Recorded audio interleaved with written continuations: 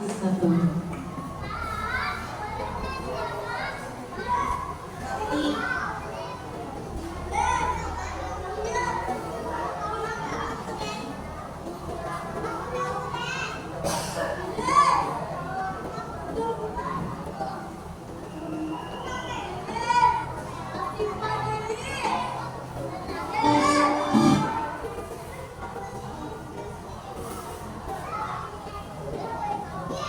Bismillahirrahmanirrahim. Assalamualaikum warahmatullahi wabarakatuh.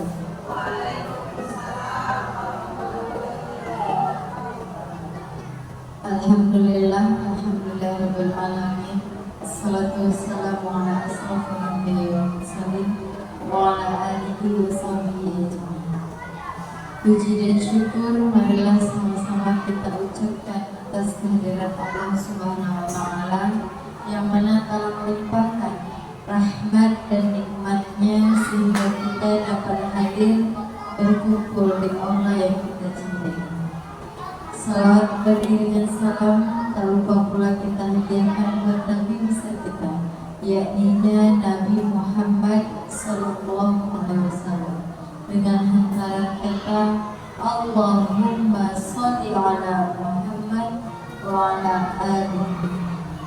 Yang sama-sama kita hormati Ibu Kepala Sekolah SDN 0648, yang sama-sama kita hormati Ibu Wakil Kepala Sekolah SDN 0648, yang sama-sama kita hormati Bapak Ibu Majelis Guru beserta karyawan-karyawati SDN 0648, dan seterusnya kepada mahasiswa PPG dan PPR di SDN 0648. Baik, saya tidak akan memperbanyak kata mukadimah, masuk saja kepada susunan acara kita pada hari ini. 1. Protokol sedang berlangsung. 2. Menyanyikan lagu Wajib Indonesia Raya yang dipimpin oleh Ibu Yuli Afriani SPD. Kepada Ibu kami persilakan. Kepada hadirin mohon berdiri.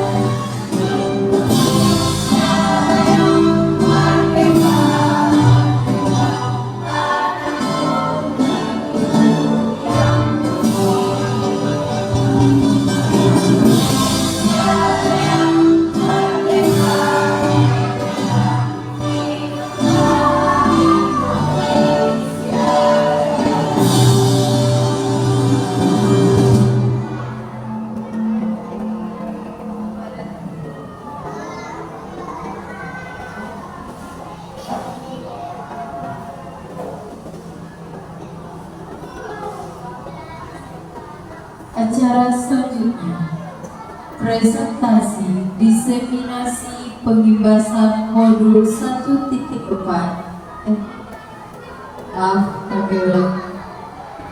Acara selanjutnya, kata sambutan oleh Ibu Kepala Sekolah SDN 06 Kampung Labai kepada Ibu Ermawati SPD MM.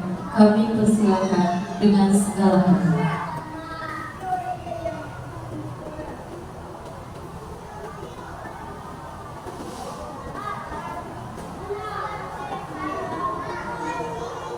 Assalamualaikum warahmatullahi wabarakatuh.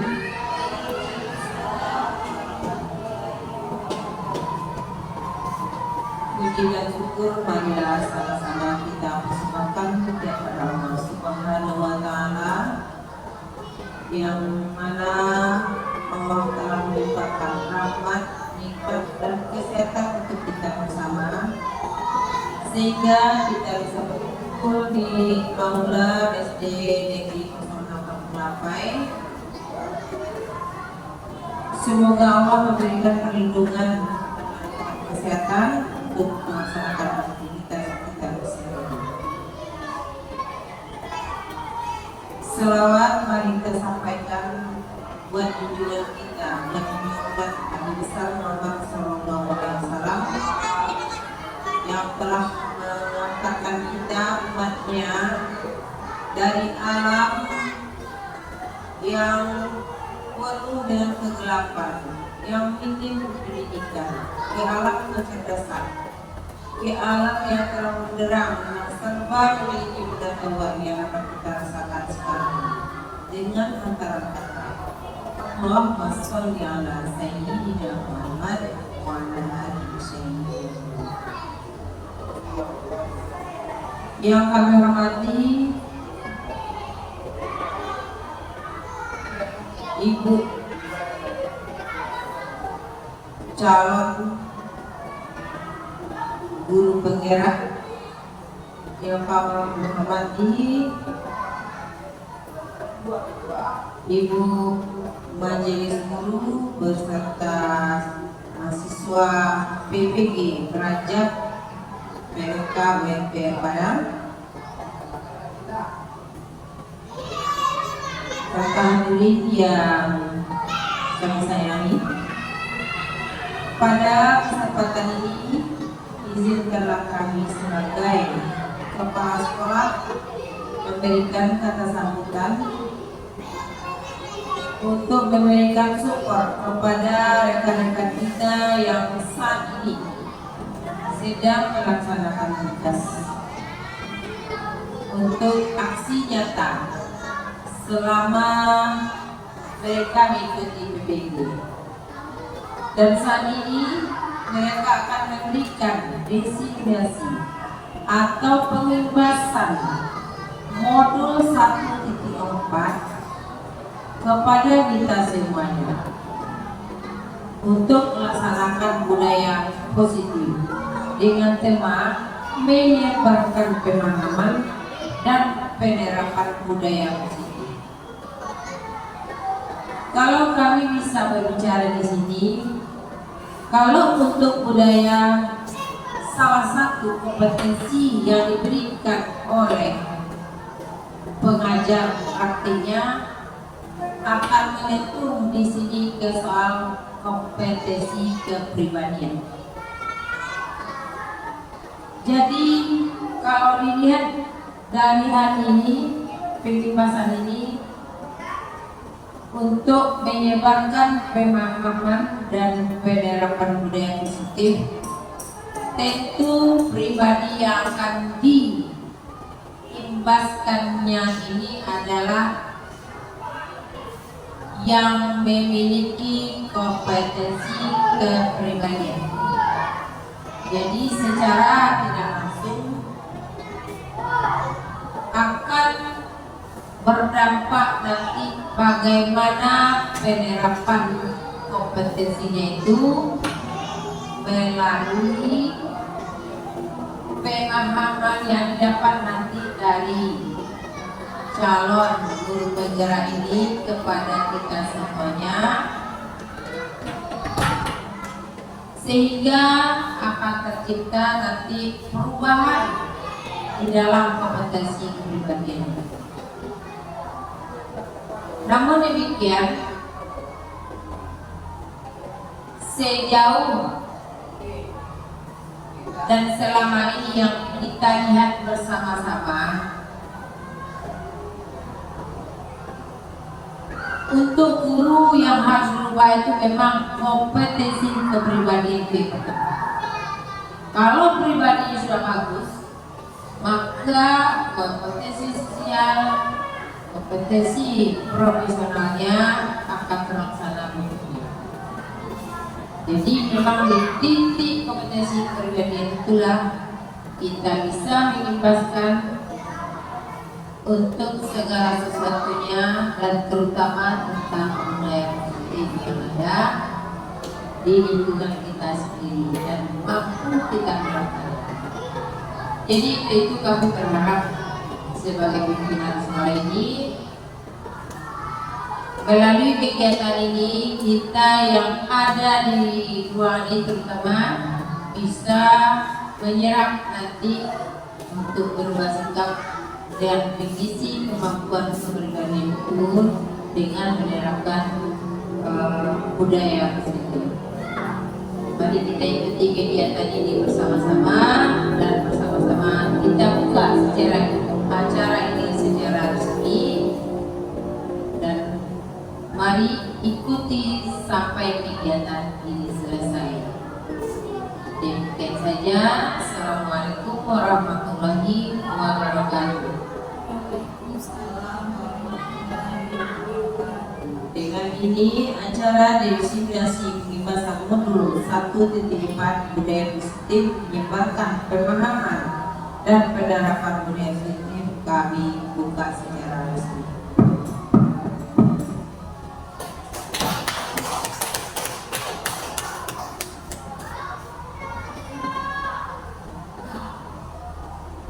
Acara selanjutnya, presentasi diseminasi pengibasan modul 1.4 budaya positif menyebarkan pemahaman dan penerapan budaya positif yang akan disampaikan oleh Ibu Dewi Fitriani SPD kepada Ibu Kompresiden.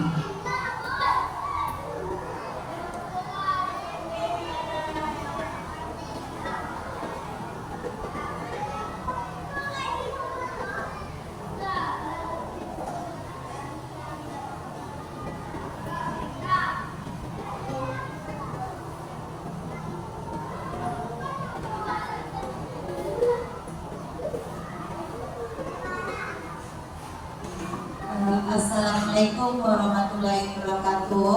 Waalaikumsalam warahmatullahi wabarakatuh. Yang terhormat Ibu Kepala Sekolah SDN Negeri 06 Kampung, dan yang terhormat Bapak Ibu Majelis Guru serta guru-guru PL dari Universitas Muhammad dan Universitas Negeri Padang. Saya Detri ini mengucapkan terima kasih kepada Bapak Ibu yang telah menghadiri acara diseminasi pengimbasan untuk tugas kami dari guru penggerak, yaitu tentang budaya positif, menyebarkan pemahaman dan penerapan budaya positif.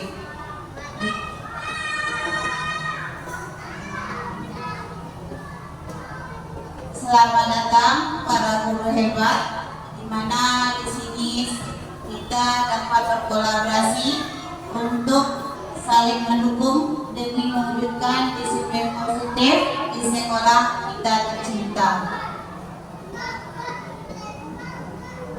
Adapun materi yang kami pelajari beberapa minggu ini, yang dimana kami diminta untuk berbagi kepada teman rekan sejawat di sekolah tentang ilmu yang kami pelajari itu.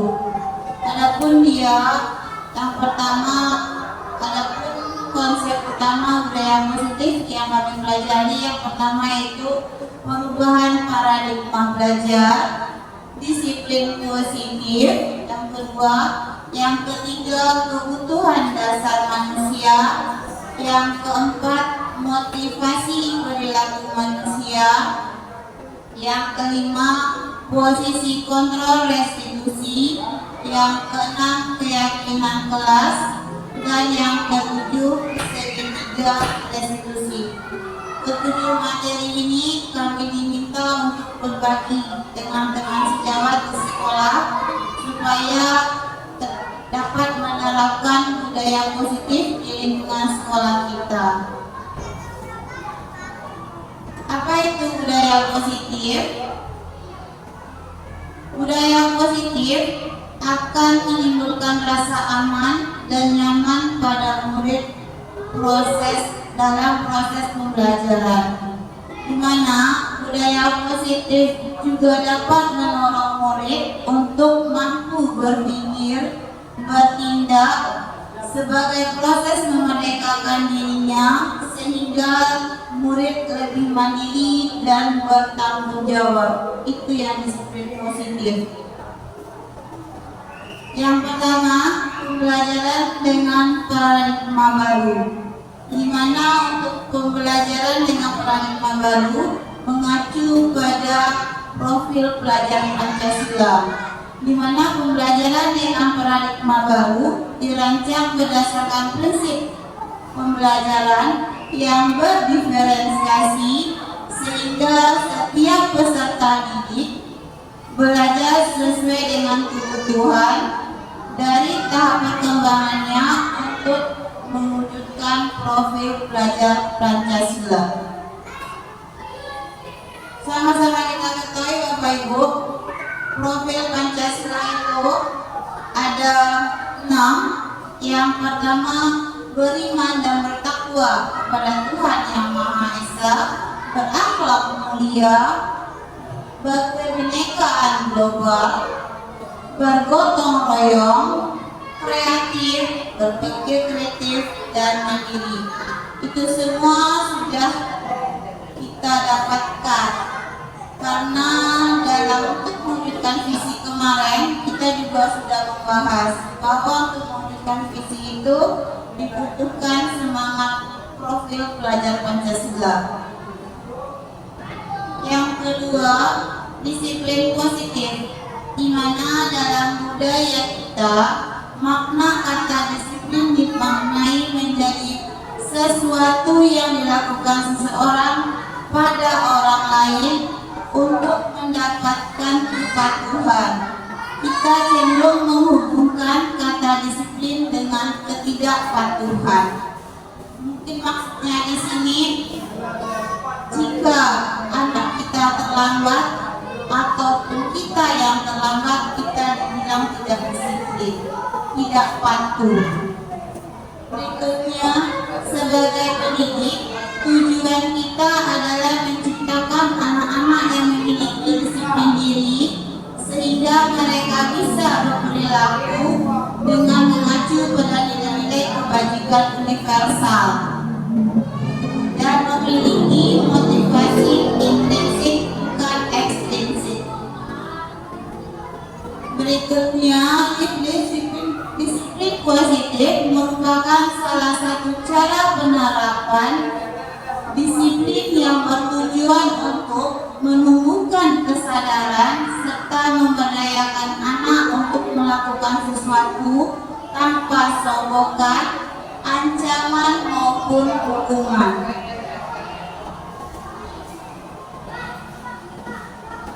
Yang ketiga adalah kebutuhan dasar manusia. Kebutuhan dasar manusia itu ada 5 Bapak Ibu. Kebutuhan dasar manusia itu ada 5 yang dibutuhkan.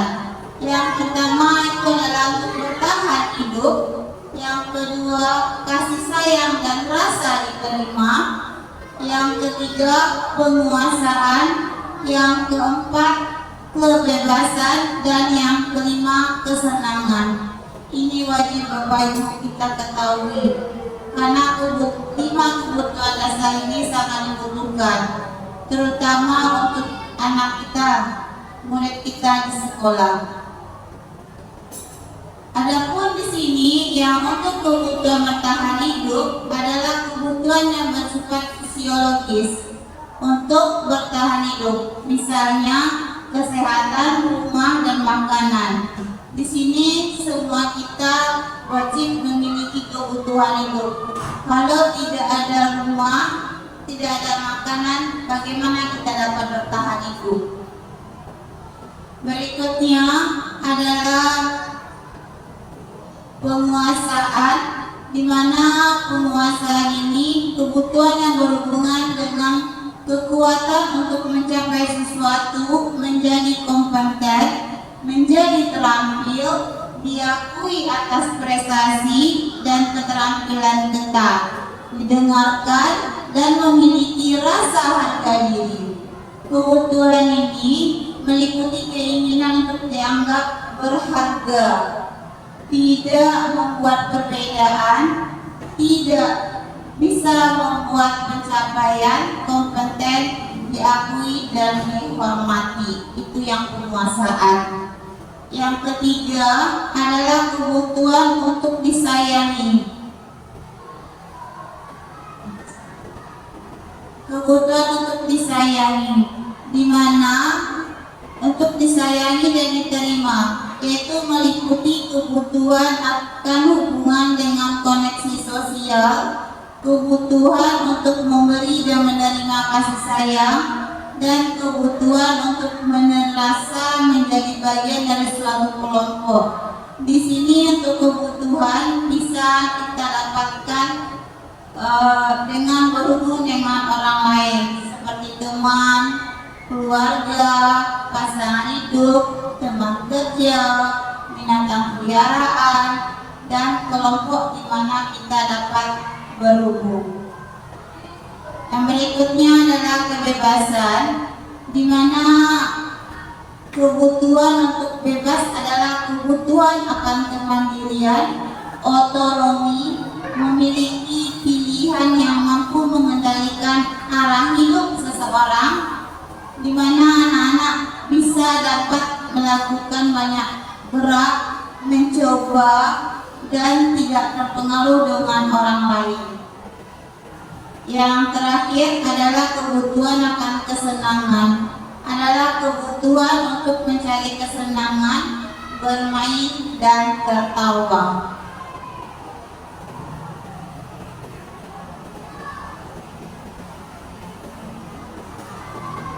Yang berikutnya, motivasi. Motivasi adalah dorongan timbul pada diri seseorang secara sadar atau tidak sadar untuk melakukan sesuatu tindakan dengan tujuan tertentu. Di mana untuk motivasi ini kita lihat dari menghindari ketidaknyamanan atau hukuman. Yang kedua, mendapatkan imbalan atau penghargaan dari orang lain. Yang ketiga, menghargai nilai-nilai kebajikan diri sendiri. Itu dia yang motivasi. Ini yang perlu kita terangkan sebenarnya Bapak Ibu, di mana konsep dari disiplin dengan identitas yang gagal, di mana yang selama ini kita memberi hukuman dan memberikan penghargaan kepada anak didik kita, kepada murid kita. Ternyata yang untuk disiplin yang kita lakukan di sini konsepnya itu merupakan konsep disiplin yang gagal, di mana hukuman ini akibatnya membuat menyakitkan, tidak nyaman, murid takut, memaksa murid memberikan kesalahan, murid menjadi rendah diri. Yang selama ini yang kita lakukan ya Bapak Ibu, memberi hukuman kepada anak. Contohnya saja, misalnya siswa kita terlambat, kita langsung memberi hukuman kepada anak, suruh lari sekitar lapangan, bukan lapangan, atau kita minta anak itu untuk memilah sampah yang berserakan di halaman sekolah. Ternyata yang kita lakukan itu adalah sebuah kesalahan Bapak Ibu. Yang berikutnya yang kita lakukan adalah memberikan penghargaan. Biasanya kalau kita di dalam kelas kita ada anak yang bisa menjawab pertanyaan atau bisa menjawab yang kita pertanyaan yang kita berikan, kita otomatis memberikan reward. Contohnya, siapa yang mau ke depan, anak-anak itu siapa yang mau ke depan, nanti dikasih hadiah, atau dikasih rewardnya, atau dikasih bintang. Ternyata itu juga termasuk konsep disiplin yang gagal Bapak Ibu, karena bukan memotivasi. Akibatnya kita berikan penghargaan kepada anak itu merupakan salah satu yang tidak efektif, merusak hubungan, mematikan kreativitas, menghukum dengan sistem ranking, merampas hak anak. Makanya dalam kurikulum kita tidak ada pembagian ranking. Kita nggak mengukur kemampuan anak kita dari segi ranking. Itu tujuannya. Kalau misalnya kita kasih ranking itu berupa penghargaan kepada siswa, akan merusak hubungannya dengan temannya. Kenapa saya nggak dapat Bu? Kenapa dia dapat? Timbullah rasa curiga atau timbul rasa yang ketidakpercayaan diri siswa tersebut. Berikutnya, sebenarnya yang konsep disiplin dengan identitas sukses itu ada dua Bapak Ibu. Yang pertama konsekuensi, yang kedua restitusi. Di mana yang konsekuensi ini memuatkan jangka pendek, perlu monitoring berkelanjutan, stimulus respon, murid menghormati peraturan, kehilangan waktu dan memenuhi kesalahan. Itu yang konsekuensi. Yang kedua yaitu restitusi, di mana sini murid bertanggung jawab atas perilakunya, fokus pada pemecahan masalah jangka panjang, murid menghormati dirinya dan orang lain, murid bersemangat dalam memperbaiki kesalahan. Di sini kita dapat contohnya, jika siswa kita melakukan kesalahan di dalam kelas, misalnya tidak buat PR, kita berikan konsekuensinya. Apa yang akan dia dapatkan setelah dia tidak mengerjakan tugas tersebut. Kita tidak boleh langsung menghukum Bapak Ibu. Kita berikan konsekuensi dulu kepada siswa kita. Yang berikutnya adalah konsep disiplin, di mana pendekatan restitusi adalah sebuah cara menanamkan disiplin positif pada murid. Pengertian restitusi itu adalah proses menciptakan kondisi bagi murid untuk memperbaiki kesalahannya, sehingga mereka bisa kembali ke kelompoknya dengan karakter yang lebih kuat. Itu yang restitusi. Adapun ciri-ciri restitusi itu bukan menebus kesalahan, tetapi belajar dari kesalahan.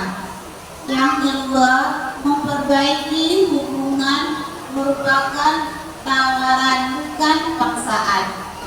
Yang berikutnya, menuntun anak untuk melihat ke dalam diri. Yang berikut, mencari kebutuhan dasar yang mendasari tindakan, fokus pada karakter bukan tindakan. Yang terakhir, menguatkan dan fokus pada solusi. Itu yang termasuk ke dalam ciri-ciri restitusi. Di sini ada sebuah kasus siswa sering tidak mengerjakan PR. Kalau kita berikan hukuman, contohnya di sini, guru menghukum siswa tersebut menghormati bendera selama 10 menit. guru marah dan murid menjadi takut.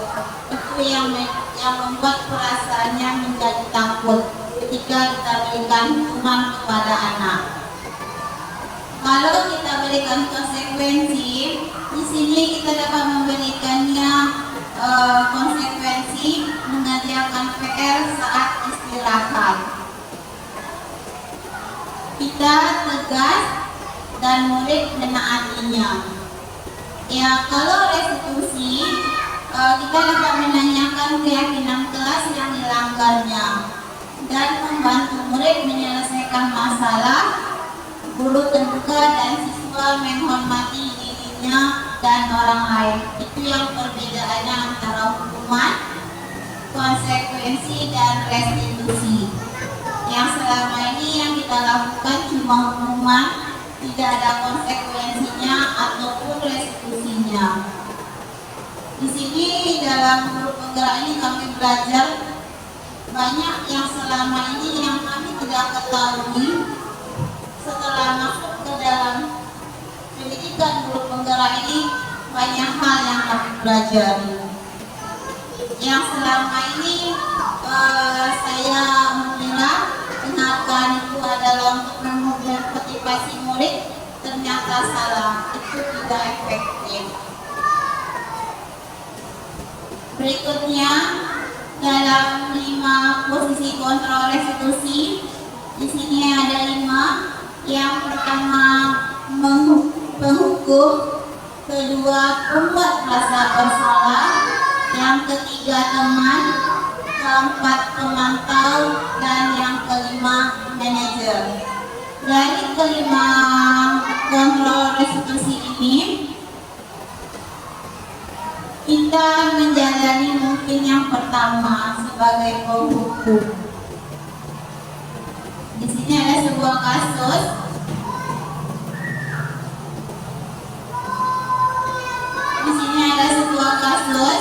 Siswa tidak memakai atribut lengkap saat upacara bendera.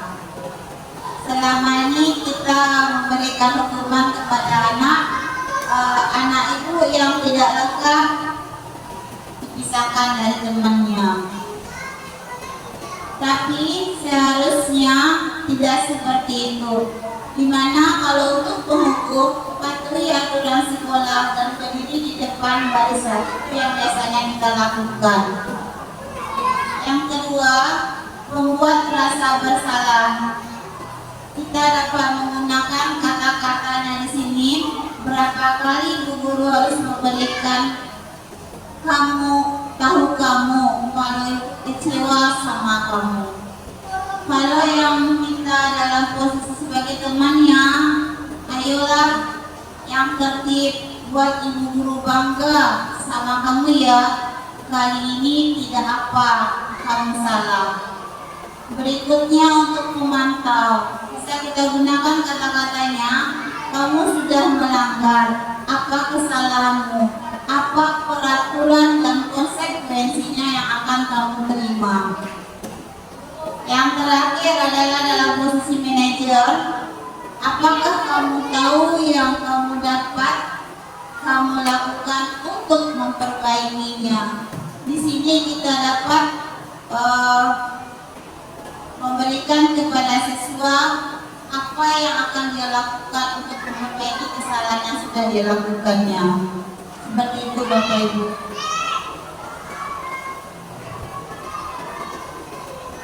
Yang keenam, yaitu tentang keyakinan kelas.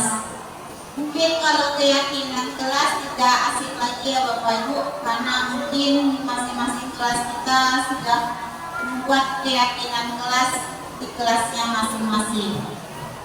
Dimana di sini mengapa keyakinan, mengapa tidak peraturan kelas?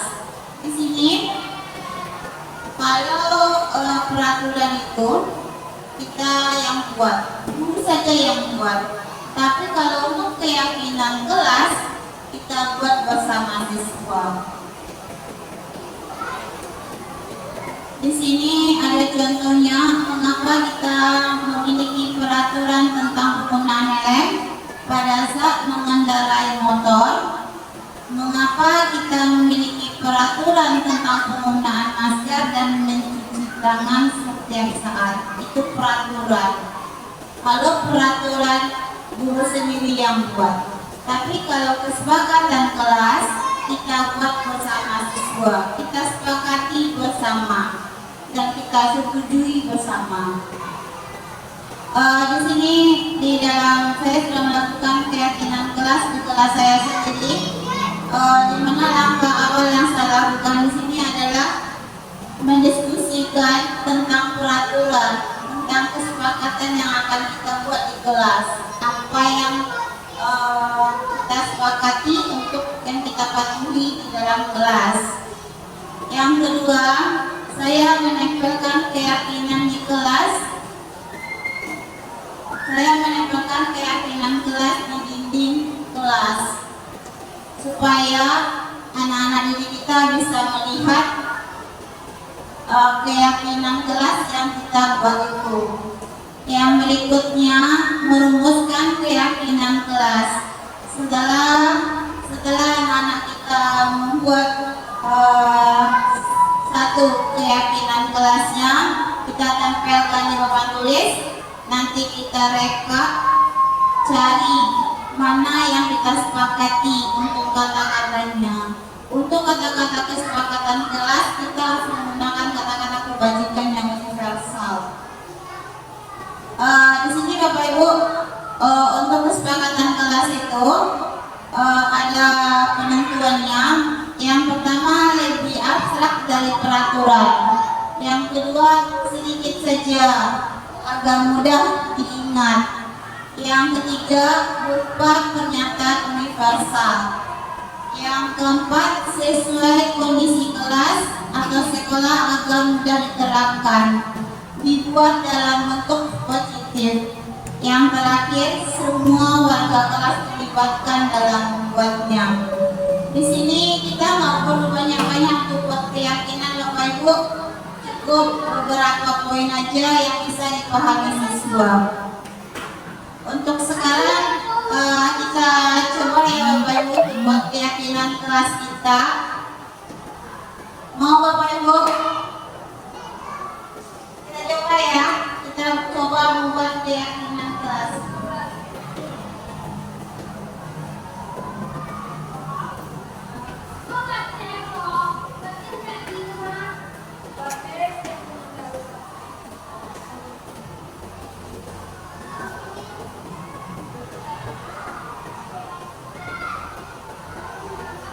Ini saya akan membagikan sebuah kertas. Silakan Bapak Ibu isi kesepakatan kelasnya seperti apa. Tulis satu buah kesepakatan. Contohnya misalnya hadir tepat waktu atau jujur dalam kehidupan sehari-hari. Satu saja. Silakan terus Bapak Ibu. Kita coba praktekkan.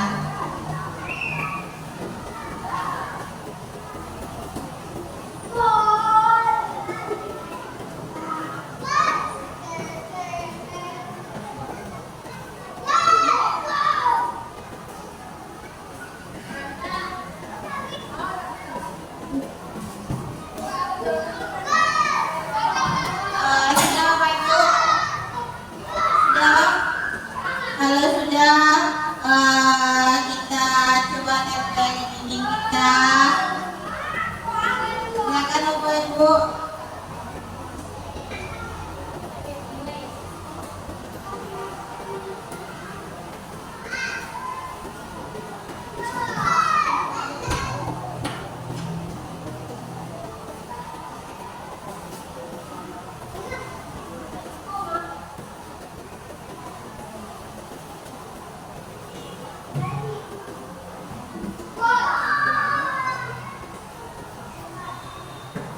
Silakan Ibu-ibu, kita tempel kesepakatan kelasnya. Nanti kita sepakati bersama.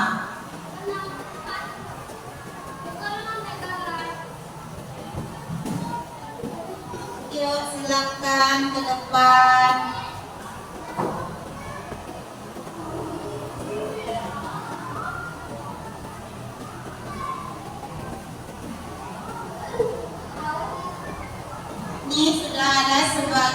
sudah ada sebagian yang memberikan,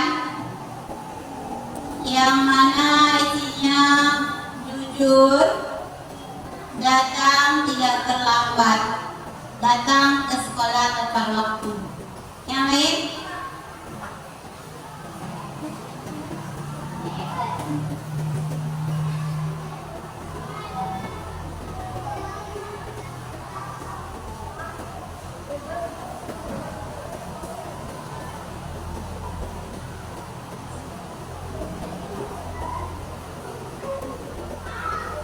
Ada beberapa, nanti kita sepakati.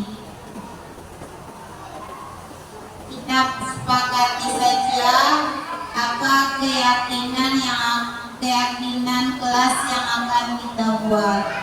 Di sini ada jujur, datang tidak terlambat, datang ke sekolah tepat waktu, bekerja sama, dan menjaga kebersihan.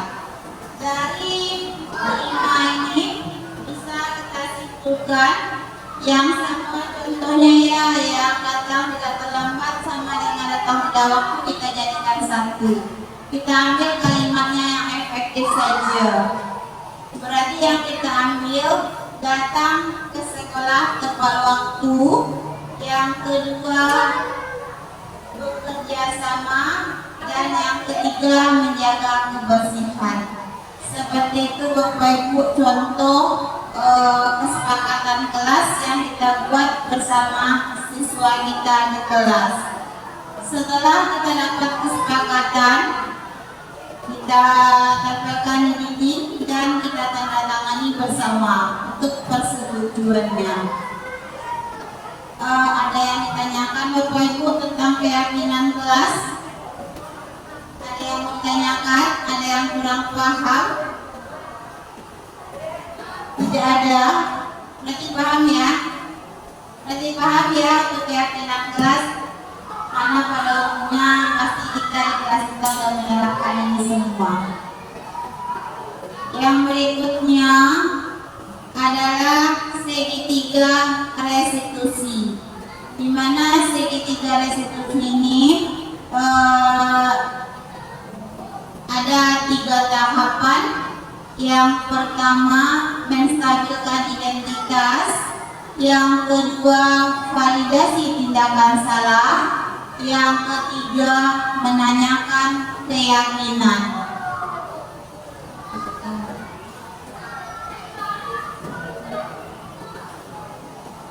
Di sini saya mengambil sebuah kasus murid yang terlambat. Ada seorang murid yang bernama Aisyah yang terlambat datang ke sekolah karena malamnya dia bermain HP.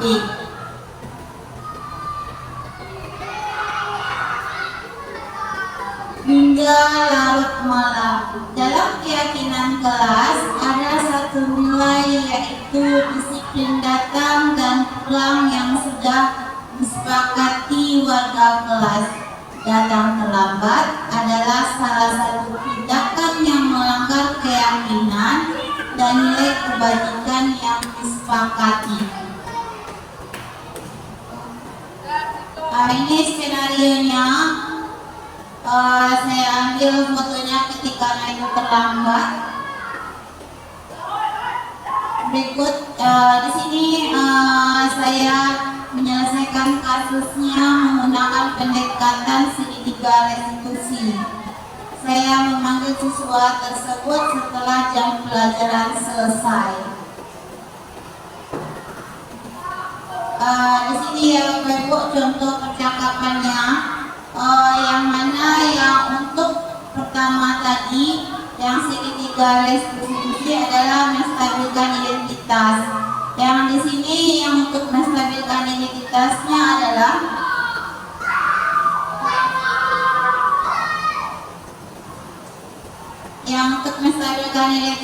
di sini saya menanyakan itu Aisyah tahu bel masuk sekolah kita bunyi pukul berapa?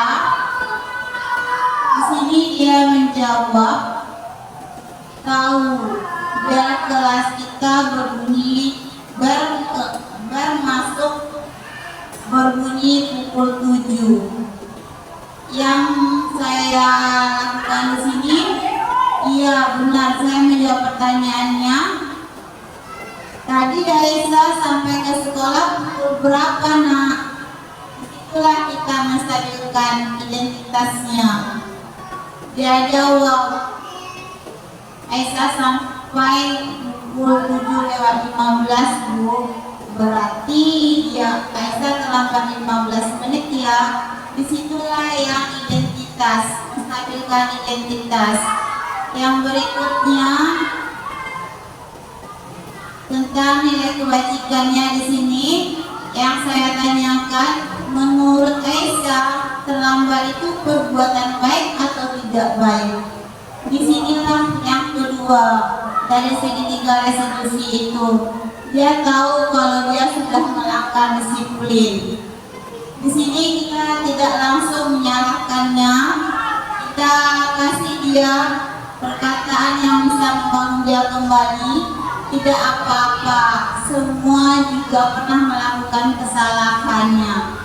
Ibu juga pernah terlambat datang ke sekolah waktu itu, tapi pasti siswa kita punya alasan kenapa dia datang terlambat. Itulah yang kedua. Yang berikutnya, untuk keyakinan kelas, di sini dapat kita lihat contohnya yang ini ya, yang percakapan yang ini.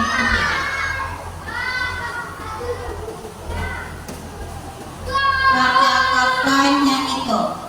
Oh iya, karena main HP terlalu lama, Aisyahnya jadi terlambat bangun dan terlambat juga sampai ke sekolah. Aisyah masih ingat tentang keyakinan kelas. Di sini yang kita tanyakan tentang keyakinan kelasnya. Kita ingatkan dia kembali tentang keyakinan yang sudah disepakati bersama. Itu yang contohnya. Kita tidak langsung memberi mencap dia hukuman apa, tapi kita tanya dulu alasan dia berbuat atau melakukan kesalahan seperti itu. Di sini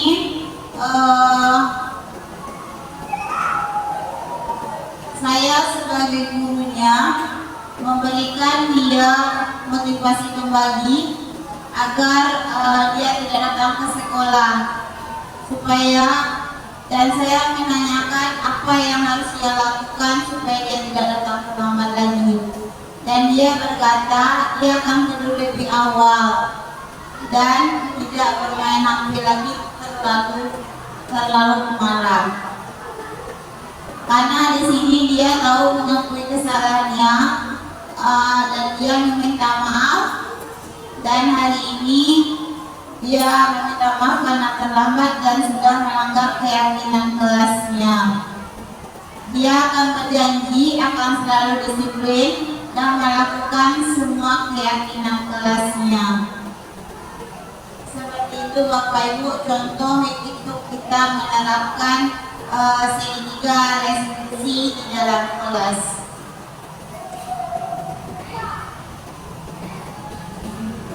Yang kedua, saya mengambil sebuah kasus di soal mengejek.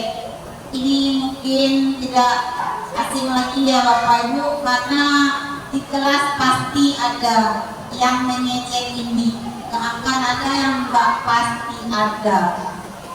Di sini ada seorang siswa yang bernama Mutia menyebutkan dan mengejek nama orang tua Mike. Si Mike sangat marah dan merasa tidak terima, lalu melaporkan hal itu kepada guru. Dalam keyakinan kelas ada satu nilai, yaitu menghormati dan menyayangi teman yang telah disepakati warga kelas. Mengejek dan menyebutkan nama orang teman adalah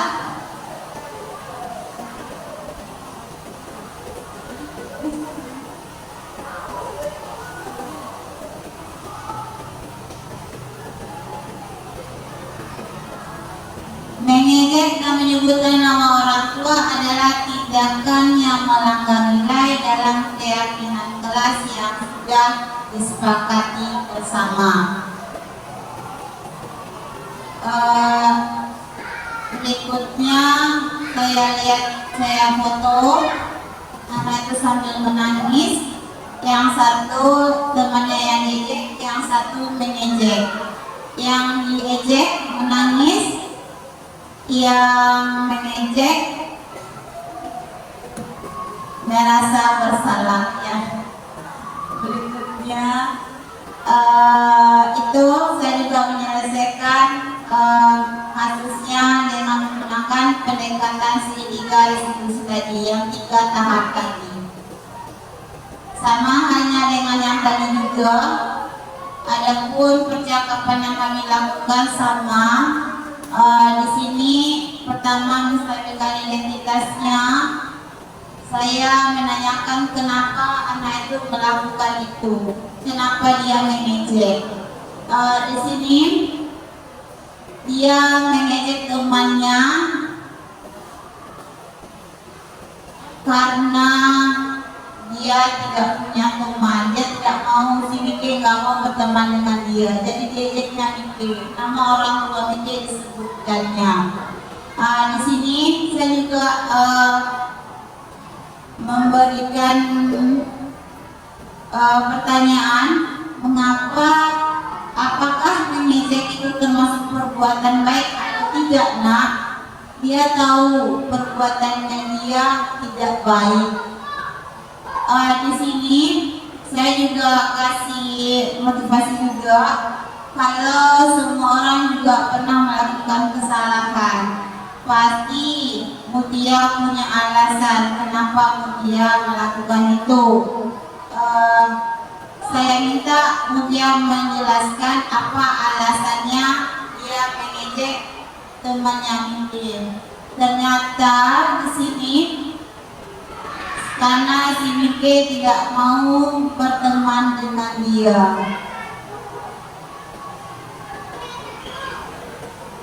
Yang kedua, di sini dapat kita lihat kalau salah satu keyakinan kelas kita menghormati dan menyayangi teman. Dia tahu kalau itu merupakan salah satu keyakinan yang kita buat bersama-sama di kelas, dan dia mau untuk memperbaiki kesalahannya, dan dia minta maaf kepada Mike dan tidak mengulangi kesalahan yang dilakukannya. Di sini untuk kesimpulan bahwa penerapan pendekatan segitiga restitusi pada masalah yang muncul dengan menempatkan diri kita sebagai manajer, maka aspek yang dikembangkan pada murid adalah motivasi intrinsik, sehingga penanaman nilai-nilai kebajikan dapat tumbuh dan berkembang menjadi suatu kebiasaan yang positif dan membentuk karakter peserta didik, dan akhirnya terbentuklah budaya positif. Bapak Ibu, ada yang mau ditanyakan? Ada yang mau bertanya tentang penjelasan saya tadi? Silakan. Baik, Assalamualaikum warahmatullahi wabarakatuh. Saya akan bertanya kepada Bu Philip, apa perbedaan antara keyakinan dan keraguan? Baik. Untuk perbedaan antara keyakinan dengan peraturan itu sangat jauh berbeda ya Bapak Ibu. Dimana kalau untuk peraturan itu sendiri kita saja yang buat, guru saja yang buat, tanpa melibatkan siswa. Tapi kalau untuk kesepakatan kelas, kita melibatkan siswa dalam membuatnya. Kita sepakatin bersama. Seperti yang kita lakukan tadi, kita ajak siswa kita untuk membuat suatu keyakinan kelas yang bisa kita terapkan di kelas kita. Bagaimana? Ini? Terima kasih. Ada lagi Bapak Ibu yang mau ditanyakan? Ada lagi?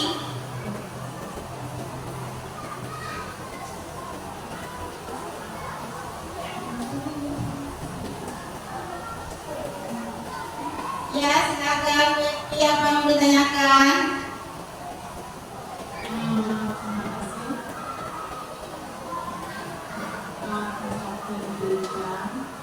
Tadi ada penjelasan tentang beberapa posisi kontrol. Iya. Dari beberapa posisi kontrol tadi itu, manakah yang lebih baik di antara segala sesuatu? Iya, terima kasih. Dari 5 kontrol tadi ada penghukum, ada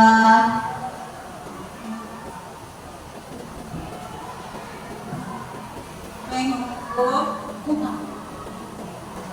merasa bersalah, berbuat salah. Yang terakhir manajer, yang keempat pemantau, yang ketiga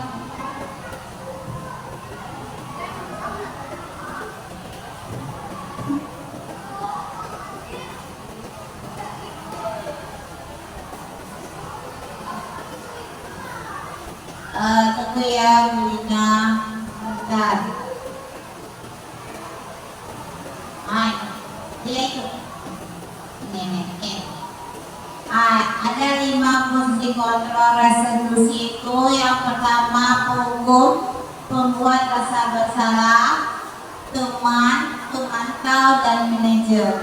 Sebaiknya yang kita lakukan adalah pemantau dan manajer. Dimana kalau untuk pemantau ini kita tidak langsung mencap siswa dengan hukuman, tetapi kita pantau dulu. Kita cari apa yang membuat dia melakukan kesalahan itu.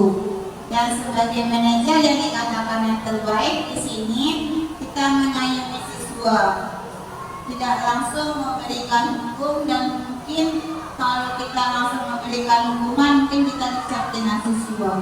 Kalau ibu itu marah, kalau ibu itu hijab atau dan lainnya. Makanya dalam posisi kontrol ini yang lebih baik adalah dalam posisi pemantau dan manajer. Yang paling baik adalah posisi manajer, di mana kita mengayomi siswa kita agar dia tidak merasa bersalah dari apa yang dia lakukan. Seperti itu, Bu Ina. Ada lagi yang mau ditanyakan? Ya, silakan Bu Julia. Terima kasih Bu Putri. Saya ingin bertanya. Ini ada 5 posisi kontrol restitusi. Di sini kan kita ada menjadikan anak itu sebagai teman. Apakah Ibu Fitri langsung bisa dekat dengan anak atau ada pendekatan sebelumnya atau bagaimana? Terima kasih. Mungkin ya kalau untuk posisi kontrol restitusi yang teman, kita perlu penyesuaian dengan anak kita sendiri. Mungkin ya perlu atau teknik atau apanya ya kepada kitanya. Pasti kita mencari yang terbaik buat siswa kita supaya dia dekat dengan siswa kita. Apapun kita gunakan supaya dia mau bercerita atau dekat dengan kita. Kalau kita udah dekat dengan siswa, kita akan bisa mengetahui apa yang sebenarnya dia inginkan. Contohnya saja kalau misalnya di kelas, kalau kita tidak dekat dengan siswa, saat kita mengajar saja, kalau siswa itu tidak respon dengan kita, tidak suka dengan kita, dia tidak akan memperhatikan pelajaran yang kita berikan. Dan juga karena dia tidak ada rasa sayangnya ke kita atau kita tidak dekat dengan dia, apapun yang kita jelaskan tidak akan masuk ke otaknya. Itu contohnya. Makanya di sini kalau untuk saya pribadi, saya memang mendahulukan anak-anak. Maksudnya di sini mendahulukan anak-anaknya apa kebutuhan yang diinginkan. Misalnya saat dia bertanya, karena anak kita di kelas kan banyak, minimal mungkin ya dalam kelas kita 25, nggak semuanya mungkin kita perhatikan. Ada yang perlu perhatian khusus, ada yang tidak, tapi semuanya wajib kita perhatikan dengan metode pendekatan yang lebih kepada siswa itu. Kadang-kadang ya Bapak Ibu, mungkin kalau saat anak ini bertanya kepada kita, ada yang marah, cari saja dulu, bahas saja dulu, tidak langsung dengan ibunya, karena masing-masing anak itu juga berbeda. Dia ada yang bisa menerima dengan baik, ada yang tidak. Mungkin karena kita bilang, ada juga anak dia Bapak Ibu yang bilang itu pilih kasih, dia aja Bu. Kalau kami bertanya ibu bilang kerjakan sendiri, coba cari sendiri. Cuma kalau yang dia Bu itu tetap pengakuan anak. Itu yang saya dapatkan di kelas saya. Sebelum saya melakukan apa itu, saya dulu melakukan penilaian asesmen diagnostik dulu, lihat karakter anak itu masing-masing. Setelah kita melakukan asesmen ini, kita akan mengetahui apa kelebihan dan kekurangan dari anak kita itu. Jadi dulu. Ada lagi yang mau ditanyakan Bapak Ibu? Tidak ada. Untuk itu saya ya silakan ini. Terima kasih Bu Tip. Mungkin kami ingin bertanya dari penjelasan tersebut yang lebih mantap, Ya. bagaimana penerapan budaya positif itu untuk kita laksanakan di sekolah. Mungkin itu Bapaknya. Terima kasih. Terima kasih Umi. Iya, bagus sekali ya pertanyaan dari Umi. Mungkin penerapan disiplin di sekolah ini kita mulai dari kita sendiri, di mana untuk menerapkan budaya positif itu tidak mudah Bapak Ibu, juga butuh proses. Apalagi langkah-langkahnya di sini banyak yang selama ini yang kita lakukan ternyata tidak baik. Banyak perbaikan di sini. Mungkin untuk penerapannya kita berkolaborasi bersama. Makanya itu tujuan kami di sini, berbagi ilmu kepada Bapak Ibu agar bisa menerapkan disiplin positif di sekolah kita. Yang selama ini yang anggapan kita itu hanya sepele, anak melapor langsung kita hukum, ternyata tidak seperti itu. Ada solusinya yang kita carikan, konsekuensi dari solusinya. Di sini untuk penerapan budaya positif itu sendiri cuma diminta kolaborasi kita, saling bekerja sama guru maupun siswa. Kita juga memberikan pengarahan kepada siswa kita apa yang sebaiknya disiplin positif yang kita lakukan di sekolah. Seperti itu. Alhamdulillah. Terima kasih Bapak Ibu untuk kerjasamanya hari ini. Sekian dari saya. Assalamualaikum warahmatullahi wabarakatuh.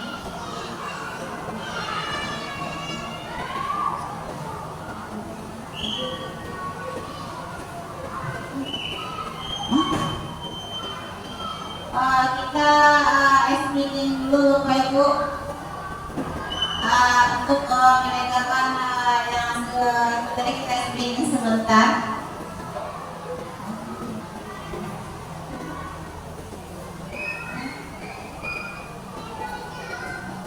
Ya, kita untuk menangkan Silakan Bapak Ibu berdiri berpasangan. Berpasangan. Sengaja pasangannya.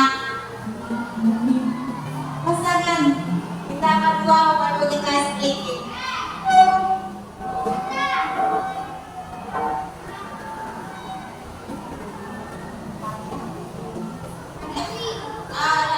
Gini aja Bapak Ibu, kita SPK-nya gini aja. Saya mengasih clue.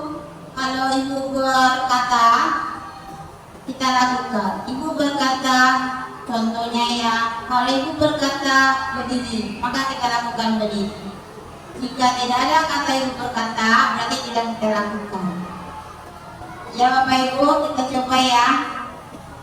Ibu berkata, berdiri. Ibu berkata, pegang pipi, pegang telinga.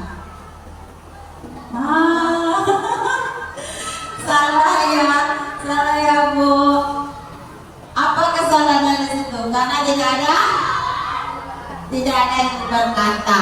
Kita ulangi sekali lagi.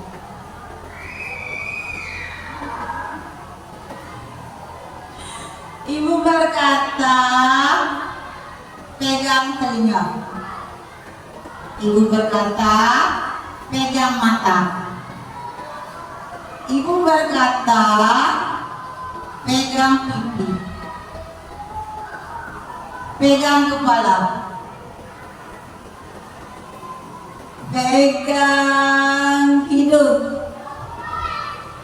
Ibu berkata, pegang tangan teman. Sekian Bapak Ibu, terima kasih kerjasamanya. Saya mohon maaf jika ada kesalahan atas penyampaian presentasi saya. Saya ucapkan terima kasih. Assalamualaikum warahmatullahi wabarakatuh.